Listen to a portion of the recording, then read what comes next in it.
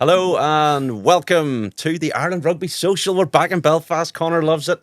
He's getting used to the drive up the road. And our guest today has got one more international try for Ireland than Conor has. Yeah, you do. You haven't budged off that since. No, we should say it's Jacob Stockdale. Jeez. Yeah. I thought. I remember you scored in South Africa. Yeah, and you were the only one who didn't celebrate. Yeah. Because I was like, he's one closer to me. And then you retired. Yeah. Brilliant. Lucky for you. Yeah. And in terms of strike rate, it's stronger. We won't get into ratios. Very slightly, yeah. How many caps did you get? I don't know. Doesn't 125. want to talk about it. Is that how many you got? Yeah. And Are you impressed? Or you scored 18 tries. It's pathetic. the assist rate is quite high, and you got a few of them. Yeah, that's fair. Yeah. So I'll give you that. So you got 40? 40 caps, yeah. 40 and 19 tries. That's 19 tries. okay. Yeah. Arguing with that. But equally, It's been a while. I haven't scored since like 2021, like, so, you know. Oh, Yeah. did you? Yeah, sorry, I'm just thinking of another game where you scored. What was that? Not 23 World Cup pre The 23 World Cup that I wasn't at. Is that the one you're the talking warm-up about? games, Jacob? I know you weren't there. Which is Are we including the warm-up Sorry. games in the World Cup these Was it days? Yeah, I don't think so. Like, no, there was the Samoa game where I you chipped it for chipped it myself. yeah, but and it was then you came yes, straight across. that was I was it. like, Yeah. Did he outgun you for pace? yeah. Do you know what I did? I actually got a boost off there in 9. Like I dragged his jersey and gave me a little bit of extra speed because I wouldn't be competing with this man speed wise. So thanks for that. You're welcome. Repaid 1 assist. Yeah, so we're waiting, like 1 all now. We're evens. I hope you. Wow, Oh, That's unprofessional. that's so unprofessional. that's someone trying to get in touch. It's Johnny Sexton. He still doesn't want to do the podcast. Who had- Mark's brother? Who had? Yeah, Mark. Yeah, Oh, Mark's brother. Yeah, yes, okay, I've heard I about think it. he played a bit. Yeah, Yeah. he had 18 tries too. Did he? Johnny, yeah, No, yeah. he did not. He did. He made me aware of this too. That's, I mean, again, in what, like 100 and... I wouldn't have thought he would have scored anywhere near 18. I thought he'd be he strikes me as a 12 sort of guy. Yeah, he had a load of like tracking lines, like scrum half line tries. Yeah, That run, like... the immaculate running pass. The for Johnny listeners, he's Sexton doing an impression of Johnny Sexton yeah. with the chin. The The no head sh- forward, with like, no shoulders. yeah. Oh, yeah. Diagonal shoulders. Ian, do you remember Ian Goff? Yes, The big Welsh Welsh second row, yes. but he had like pilot it's like slices. a I Coke think, bottle, Ian like Goff. he'd no shoulders. That's Tommy Bowe and Ian Goff are good mates. I think Ian Goff says a lot. taught Tommy Bowe how to fly a plane. Again, I could be wrong. There've been a few lies. In Isn't this. it? I don't believe for a We're about second. 3 minutes into this Yeah. episode and you've lied already. We might need to Google that. For like a remote control plane or something. Like. Yeah, Tommy Simulator. Bowe. Tommy bringing in a Boeing 747. Like. Boeing. Oh, I didn't even realize that. wow, that's good. Huge, yeah. That's good. Naturally. I read that Tommy Bowe was your hero. He growing up. was, yeah, until I met him, and then That's what they say. That old cliche. no, I love Tommy. Tommy's a great fella. He's a good and man. I don't think Tommy gets enough respect on his name. Like, man was a double lion, like, do you know what I mean? And like potentially one of the best finishers that that Ulster and Irish rugby I've ever seen. Mm-hmm. And like he doesn't really get talked about in like the That category, loft, yeah. I'd agree, yeah. lofty heights of Freakish your Conor athlete as well. Murrays Genuine Yeah. freak athlete. Like, shredder, yeah. absolute shredder. Like, didn't have the wee belly. I don't know. He's so he's like so unbelievably humble, isn't he? And he just Yeah, kind but secondly, so like, yeah. Is it yeah, real? right? You're unbelievable rugby player, incredibly good looking. Like, stop. Do you know what I mean? Incredibly good looking. Yeah, that's Yeah, yes. Like Don't him. get jealous. Connor's going. You're "Who's good that remind looking. me of?" You're good looking too. No, right? it's not. I just like Not the way you describe him as incredibly good looking is like you have a nice kind of draw towards him, but that's okay. good looking boy. Yes. Trimby, no, Not particularly good. Looking, no. Oh, is that that's the Rate conversation your is on, Ulster players. on looks? yeah. I was going to say, was he not like one of your heroes too? But like, No, we're sorry. on- I'd say, well, like when I was growing up, Tommy and Trimby were the boys. Like, do you know what I Yeah, mean? Like they yeah. were both kind of, like Trimby, Tommy was kind of more my kind of winger. Do you fancy Tommy? Yeah. No, like, Whatever Tommy did. he's more my kind of winger. Like, Yeah. good looking, sexy. No, but like he was more like try scorer, like running with the ball in hand. Whereas like Trimby was just like smoking lads. Like, do you know yeah, what I mean? just Aggressive. Yeah, like, but to in fairness, well, I say Trimby wasn't a try scorer. He's like the top try scorer for Ulster, but yeah. But Yeah. he loved that side of the game, and Trimby as well, freak athlete, crazy, powerful, massive. So he was crazy, like, the two of them. no, he's a little like tech genius. Like he's all skinny and like broke his feeble, broke his leg playing a little charity genius. game. Yeah, he's he's a tech bro now. Like he's made his money from tech. So I say he doesn't really care how he looks. Yeah, I'm sure he's squared it away in his head. Like, did you tell me a story about in the day that you forgot to put the handbrake in your car at one point? Oh yeah, I did do that. Yeah, I I was I think I was 19. I had like just started playing for Ulster, and I was driving what was I driving? Like a 2003 Clio. Nice, unbelievable. Yeah, it used to go into limp mode, so it did, where I could only go at like 25 miles an hour. But started from the well, sorry, I crashed it and then I got it fixed. And then after that, it kept going into limp mode for like 6 months, but I couldn't afford to change it, so I was late everywhere for like half a year. Couldn't leave a little bit earlier. No, just never do the songs. Yeah. This is when you're playing with Ulster. You have this. Yeah. Brilliant. But we because we park our cars before games in like the school out the back of Ulster. Yeah. And then kind of walk across the stadium, and I like got out of the car, got my bag, like headphones on, was kind of like walking over the stadium, the zone, focused in the zone. And I think it was Vian Herbst, the tight head. He like tapped me on the shoulder, like he was like Jacob, and I turned around and I just saw my Clio just rolling across the car park and picking up speed, like it had actually crashed into Ricky Lutton's car as he was driving into the car park. My car like T-boned him from the Fox Clio into the back. Yeah, so I was like, oh.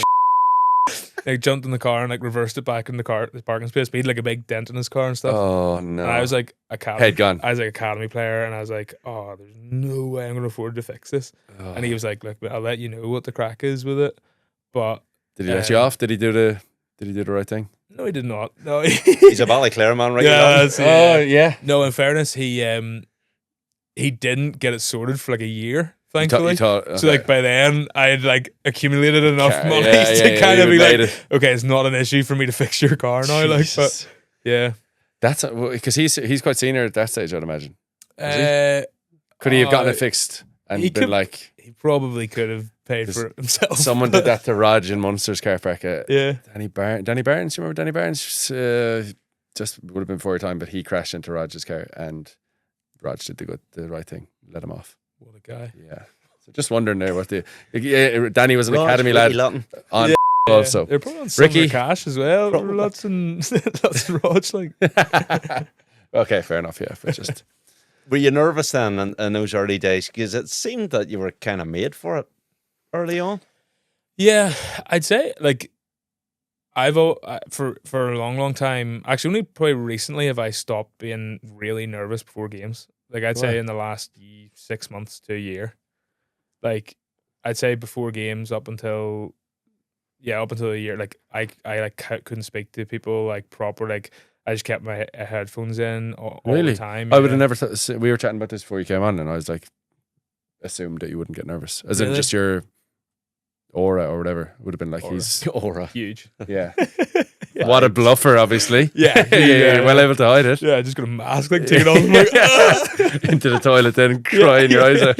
Yeah. No, like in fairness, I'd say I got really nervous, but equally, like I probably a lot of the time felt like I had to be nervous to play well. Do you know what I mean? So like, I'd be like, I wouldn't be like throwing up in the toilet sort of stuff, because there are some lads. There lads do it, yeah. But like, I'd be like proper, like can't speak, can't eat before a game and all. The meals are so tough. Pre-match meals, like spaghetti. That's one thing I do not miss. Like 2 PM, and you're playing in a couple of hours. Like, nah. Hated it. But yeah, like so that was pretty. Yeah, so I was really nervous, before games, but then as soon as like the kickoff went, then I was like, sweet, no problems, like into it now. And that was kind of the same, like that's how I've always felt going on the pitch, was like as soon as the kickoff went, then I'm fine. You're kind of comfortable then. Yeah. Why have you stopped feeling nervous? It was kind of a conscious decision I made. Yeah. Like I was just kind of like, I don't know. I found that being really nervous and really kind of antsy and wound up for the games gave me either a really good performance or a really poor performance. Do you know what I mean? Yeah, Like, yeah. You're playing with like the edge Yeah, a yeah, bit I too got much, you. Yeah, and yeah. like there's a kind of possibility of tipping over the edge, and then like you just play terribly. Yeah. So I kind of just worked on being like, right, like I know I'm ready. I know I am good enough. I know that the game's going to be fine, and like I can go into it without being like really like nervous and worked up and stuff. And Yeah. it'll be fine. Yeah. Do you know what I mean? Mm-hmm. So like that's probably that's been a big change, I'd say, in the last year or so. You know, like I still like listen to music, but I'll take the music out and chat to lads in the change rooms and I know, yeah. have a bit of crack and stuff. The and like, chatting before games. Yeah. Like, do you know, remember in the Shelburne before we'd leave for Ireland games, just my experience with you there. Lads would be sitting down and we'd have 10 minutes to the meeting, 15 minutes to the meeting, and no one's talking. There's just like silence, mad nervous energy there. And then Faz, in fairness, was like, what the don't you? Why aren't you like, we don't have a meeting for 10 minutes, like chat, go get coffees or whatever. Like, it was just this weird. Yeah, I think it's a really, it frees everyone up. It's like, oh yeah, we're not playing now, we can talk. I think about anything. I think that's like a combination though of like being nervous for the game, but also like kind of being like, we're playing soon, so we shouldn't be too. We shouldn't be too. If you speak, or you tell it, if you laugh at something like, and there's a coach watching, you're like, he's not thinking about the game. Himself. Yeah, exactly. Like, so I think he's enjoying. Yeah, he's looking forward to playing for us. Idiot, like how dare he? Like, whereas I remember reading Paulie's book. I don't know. No, I didn't read Paulie's book actually. That's a lie. But I saw 2 lies have been told. So far. I saw like a wee snippet from Paulie's book, and he was like, do you know when you're driving into the Aviva and the Sandymount Hotel has like the beer tent outside? Yeah, the big Heineken tent. And he was like, the amount of times he drove past that, being like, I would pay any amount of money to swap with you right now. Yeah. I've experienced that every Ireland Cup. Like, I remember that quote or what he said, and you do see it. Like that whole journey is just pubs. Yeah, just lads being like roaring you on in full point, and you're just like, I'd rather be anywhere than on this bus right now. Like, But then like the flip side after. But then equally like I've had an experience where I've been 24th man a lot over the last couple of years, and like every game it's like I would give anything to be playing. Do you know what I mean? It's never worth it. Like you'd always prefer to be in the. But then on the other side, it's like if you're starting, you're like, I'd give anything to be 24. I know, because when you're 24, if you're 24 man, you go to the game and you're like, oh my god, I can't wait now. I'll do the warm up, chill out. I have no pressure on me. I'll watch the game in the stand. It's relaxed. Like I don't have any performance anxiety. And then straight away after the game, if the lads win and you go into the dressing room, you feel like a spare prick. Don't you? You're just like, I'd rather be anywhere. I've said this before to other lads that are also 24 man alongside me. Is like, it's funny how in a stadium of like 60,000 people, we're in like the top like 50 like most important people in that stadium, arguably. You know, because like we're part of the team, and if somebody goes down, then like I'm gonna have to step onto the pitch. But like you can also feel like you're a million miles away, the least valuable person in that stadium. It's like, it's bizarre. It's so hard to explain to people who have never experienced it, isn't it? Yeah, it is. Yeah, but like it is. You just, I don't know what little sweet spot it hits, but you just feel like it's a weird. Everyone's one, looking at me. I'm not supposed to be here. Should I congratulate you? Am I allowed back in the change room? Yeah. And a different world now with social media. Do you try and avoid all that? Yeah. You're good at that, aren't you? Yeah, I made that decision. It was actually Bestie, really best. I remember because like it was actually like after 2018 kind of all that stuff. Yeah, I was like reading everything about myself because it was all positive, and like Bestie was kind of like. Just wait. Yeah, he's like, just wait. Just wait. He's so good at accents, isn't he? I told you. He's like, not always going to be good. No. Wise words. One big breath of belief. Yeah. That was Bessie's one, wasn't it? Like, your boss. Now. Yeah, I know. Yeah. Oh, gee. Yeah. Sorry. Yeah. Keep that in. I know. Keep that in. I keep talking to him in Ulster like he is just Bestie, and I'm like, oh, but he is just. Yeah. I know, but he is also in control of my future. Your future earnings. Yeah.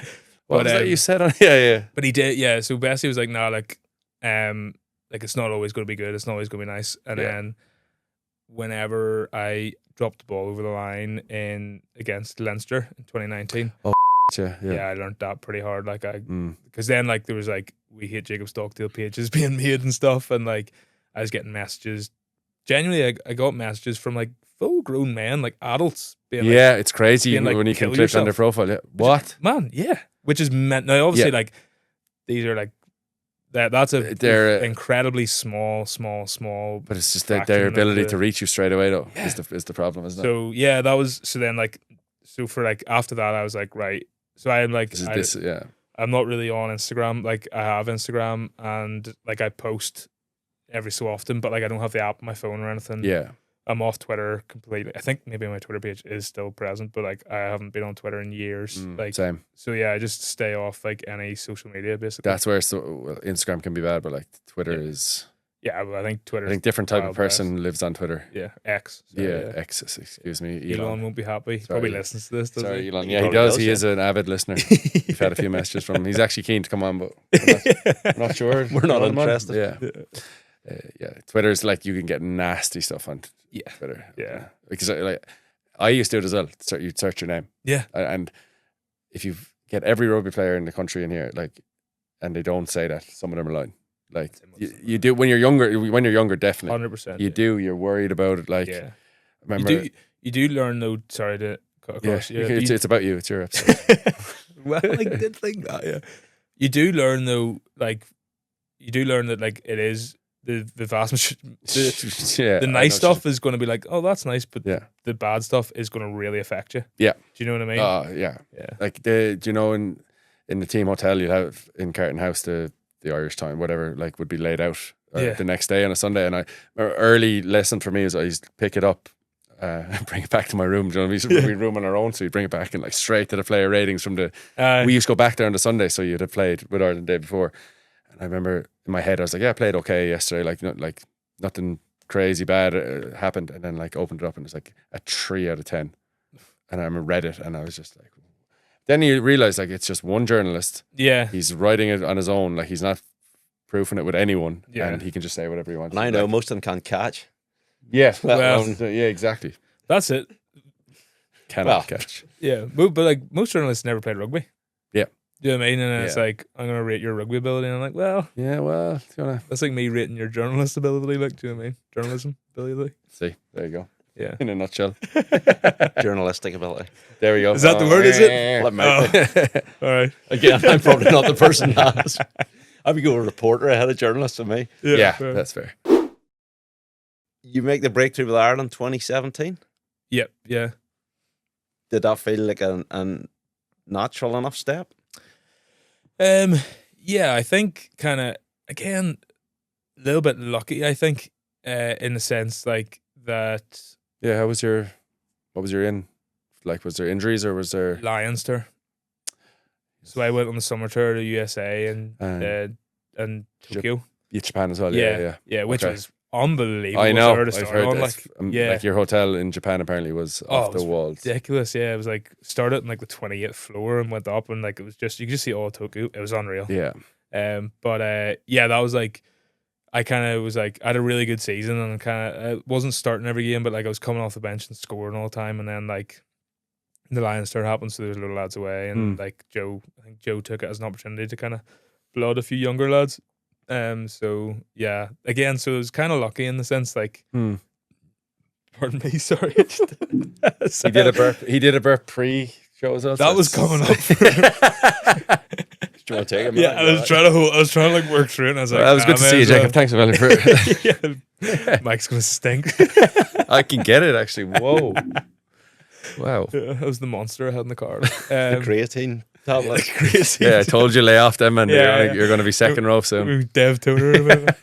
But So you got your chance in 20. yeah. So yeah, I was kind of like it was kind of lucky, and then did pretty well on the tour. Like like scored a try and stuff. It wasn't unbelievable, but like enough to kind of. So you're training and you're like Joe's enough for like seeing you enough. Yeah, enough for Joe to kind of see and go, yeah, I don't mind what I'm seeing here. Yeah. And then just had a really good start to 2018 season. And at the same November, who did South Africa. South Africa, that was 2017 November. Yeah. Sorry, it was like, yes, yeah. It was like South Africa, Argentina, and Fiji. I want to say. Yeah. I didn't play that Fiji game, but yeah. So like just had a good start to that kind of 17-18 season, Yeah. and then and like Tommy And then it would also mean like a transition where like kind of Tommy and Trimby were kind of just playing for Ulster at that point, and like, Yeah. do you know what I mean? So the road was kind of. There was just a really good kind of. It just opened up in front of me to kind of get on the pitch, and then did all right from there. You know, Did all right. That right. Yeah, that year was the year we spoke about, wasn't it? The best year, 2018. 2018. That was a good year. Yeah, That was your first proper full international year, and it was like probably unrivaled in terms of what happened. Like, yeah. all November Grand Slam, won the tour in Australia. Yeah. We lost one game, lost that first test in Australia, and that was it. Yeah, Out of everything. yeah. And then you had a worldly Six Nations Player of the Year. Yep. It was all right. You didn't play that New Zealand game in November. You were injured with your neck. Yeah. I actually remember. Yeah, I remember you. Whenever I scored, I remember the camera changed to you, and you were in the stand. I know, I was up in the stand, and I was they kept putting the camera on you. Yeah, and we spoke about it already. You know, when you're not involved, when you're 24th man, when you're injured, it's a very hard thing to explain as well. But like you want the lads to do well. Yeah, but not too well. Not too well. Yeah, it's the hardest thing to explain. And then they kept panning the camera on me when any time anything really good would happen, and I would obviously, oh shit, like, because you can see it, and you're like, oh, clapping, and you look really enthused, whereas inside you're kind of like, yeah, great, well done. And then I remember going to the bathroom after the game, and you had won, and obviously the stadium was buzzing, and this old fella came into the urinal beside me. He was like, you must feel that you're not playing. Yeah. I just looked up at him, and I was in a box with a crew of people, and I didn't even go back to the box. I just walked out of the stadium home. I just felt like, because obviously first time beating them at home, and your man just like, he's taking a piss, and he's like, you must feel terrible. Yeah. I was like, yeah, thank you for saying that. You were the poster boy though for the first win against New Zealand, like, you know, when you at their photo. That's like, so I did have my moment, but yeah, quickly changes then when you're in the stand and some old fella's telling you how terrible you feel and you have to walk home. Yeah, I know you're trying to skirt through the good stuff. Yeah, it was an alright Six Nations. Let's go then from New Zealand back. So that try against New Zealand, it was kind of end of what almost felt like a year where just everything fell right and bounced right for you. Talk us through that try. Yeah, it was obviously a planned play. Like, we'd run all week that like Bundy would come back under, and I'd kind of just loiter as if like I'd forgotten to play, which was surprisingly easy to do. Pretty natural to you. Method actor. Yeah. Actually, Joe said, sorry, Joe had a few gags, I'd say, during the week about that. Well, to jump ahead, we scored. Remember Scotland away? We ran that kind of like the back and side. Sorry, yeah. Giving away the secrets. New language. Yeah, you went straight through. Yeah, and like you had a max speed of. No idea. I remember you gloating about this after the try. Pretending when the stats came out after the try on the Sunday or Monday, and you were like, that was like a 10.4.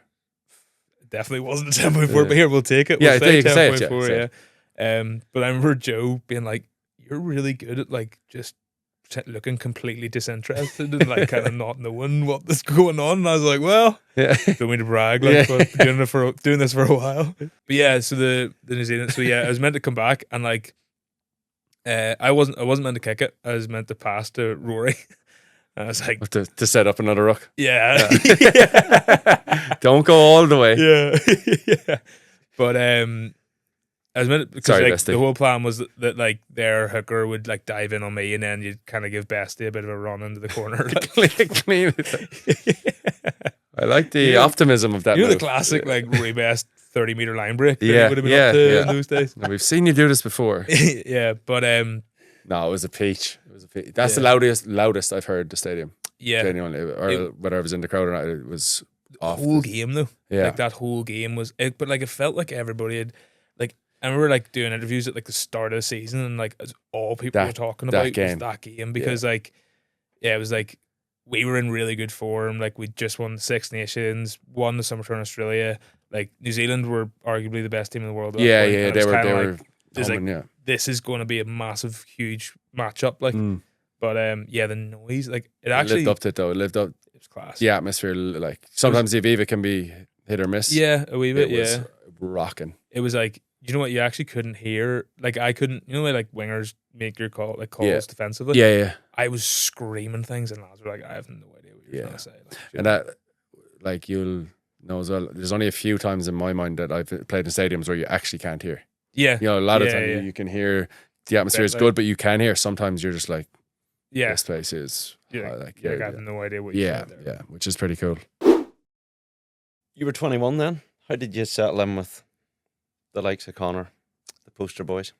Off the pitch clearly it worked on the pitch, but off the pitch, how'd it go? Oh, he's horrible. Like, naturally, yeah. Here it is. Here it is. Yeah, another. I just came on here to tell everybody Conor Murray's a scumbag. The floor is yours, my friend. The real reason you're here. Yeah, but like, I'd say within rugby, 99% of lads are brilliant. Do you know what I mean? And like, everybody is dead. Like, everybody is genuinely dead sound. Do you know what I mean? And like, that was my experience coming in. Was like you kind of. Our first interactions were kind of coming in off like you were coming back from Leinster. I was like kind of coming into camp off like my first cap. Yeah. And like, I don't know. I just felt like you were just like a bloke that was like kind of hanging out with. And like, do you know what I mean? Like that was a good group. It was, yeah. That was always like the feel of it. Like I never felt like anybody was kind of coming in like with. It's very rare you get like you get a dickhead or someone that's like not a good guy or teammate. Yeah. I think rugby doesn't let you away with it.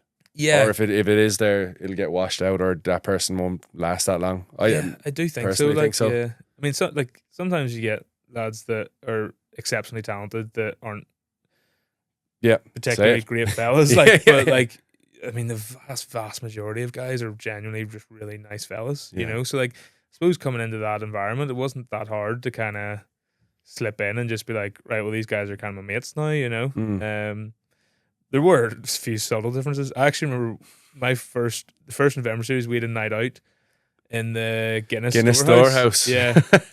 And I remember what happened that night, so I'm wondering you're going to say it.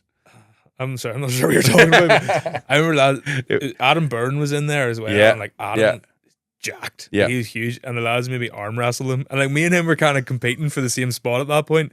It breaks the ice though, doesn't it? Yeah, and like it was like Sean O'Brien was like making the young lads arm wrestle each other or something. The enforcer, like, and they were like, right, two like young wingers against each other, and I was like looking at Alan being like, please no, because and he destroyed me. He? Oh, obviously, like he was a beast. So then we kind of came out of there, and you were like, right, where are we going?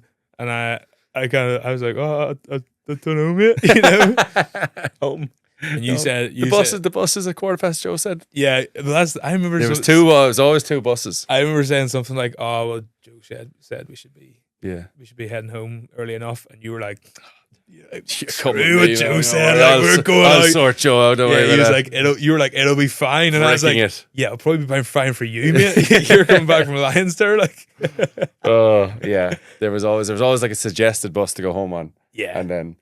There's a 2:00 bus. Yeah, I'm on that bus these days. They were like, you know, oh yeah, now but back then that was the start of like we've talked about, the most social calendar we've had, that 2018 season. Like we were out.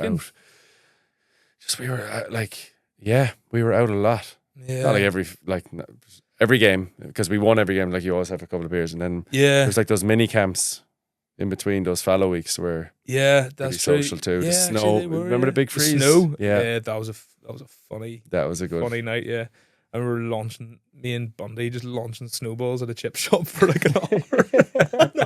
An hour. It was genuinely. It must have been like an hour. Like we were just. we were just throwing them at each other, but like the chip shop was just getting absolutely like it was collateral damage, like, you know, it was just getting peppered in behind, like the big freeze. That was that in Ranelagh. We went for dinner in Butcher's Grill. Yeah. And then we went to the tap house in Ranelagh. Yeah. And then because I was trusted with the IRFU credit card that night. Oh yeah. So huge. So I had to pay for the Butcher's Grill and then we went to the tap house, which was off script. It wasn't like I was just supposed to pay for dinner. Dinner was saucy. There was 20 of us in the restaurant. Yeah. And like we were on a social, so it was pretty big. Yeah. Then I think Rob was like, we'll go into the tap house, the Ranelagh local. Went up there, had a massive hour or two in there, another huge bill. So then I had to keep receipts for everything. And then the night went away from us, and I was on the way home, and I was on my own. I was starving, so I went into McDonald's on Grafton Street. He got a Big Mac meal or whatever, and then I had to hand back the credit card with all the receipts. And I forgot about my McDonald's receipt was in there, so it was like one huge one from the butcher's got a huge one from the bar, and then like $7.99 from McDonald's made across the street. And Geraldine was like, "What is this?" Yeah. Oh, but it was. We went over like we should. That was a big night. We shouldn't have gone over budget by that much, but kicked on and won a Grand Slam afterwards, like we always say. Worth it. Are you as good now as you were back then?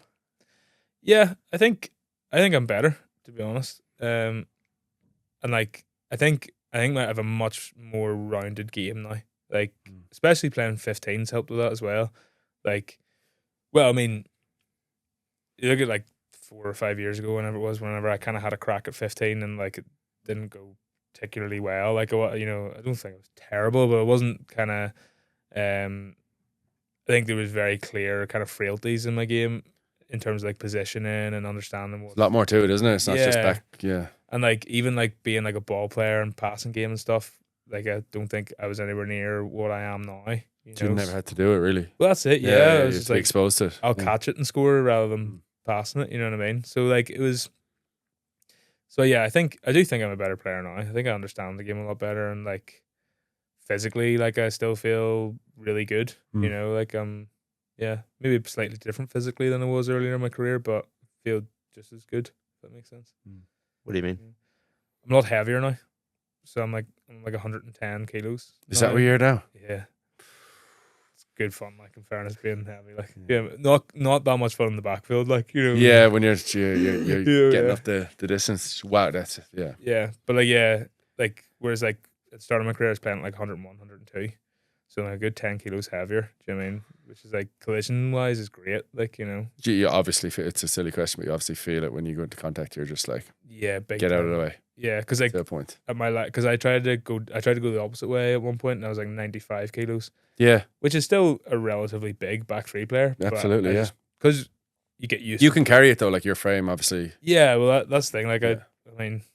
A wee belly on me, like, you know what I mean, but like I feel like I can carry it all right, like, you know what I mean, but like I just find when I went down weight, like I just wasn't used to playing in the way that I would play, and I just felt like I was getting right. Can make a difference, can't it? Like properly, so then I was like, right, well, let's see what happens if I go the other way, go up and move. Like movement wise it all feels the like, same. Again, probably not quite as like naturally you're not gonna be quite as quick as I am whenever I'm like 100 kilos or whatever, but like I find that like the positives are the losses that I'm making in terms of speed and stuff and a wee bit of fitness are massively outweighed by like being able to kind of like be a lot more physical in contact and like bump boys off and stuff. Does Ulster mean a lot to you? And are you gonna finish your time? It means an enormous amount to me, like I love playing. I have loved playing at Ulster like my entire career. Like there's always been times where it's been tough, and like, you know, there's been times where like you kind of drive through the gates and you're like, do you know what I mean? Yeah, everyone, But like on the whole, like I grew up watching Ulster, and I grew up, you know, and like dreaming of playing for Ulster, and now I've got to make it a reality is incredible. That being said, like I would love to experience like something different in life, and like maybe at the tail end of the career is when like players naturally start looking towards moving and doing something different, and like I wouldn't want to rule it out completely in the sense like that, you know, the idea of going and living in like Japan or France or, you know, Australia or something for a while like sounds really, really cool. And like I wouldn't necessarily be like, no, I'm definitely not doing that, you know. So that's a nice way to look at it. You never like, it's hard to do it in any other job. Well, that's like take your family away to summer class. Yeah, like rugby affords you the ability to kind of get paid well while also experiencing really cool life experience. Like, you know, like imagine Tokyo or somewhere, and you get to bring the family down there, and you're well looked after there. Yeah. So like, I just wouldn't want to rule it out completely by going like, I'm always going to be a one club man for the you know for the loyalty or whatever that sort of thing. So I don't know. Loyalty or whatever that sort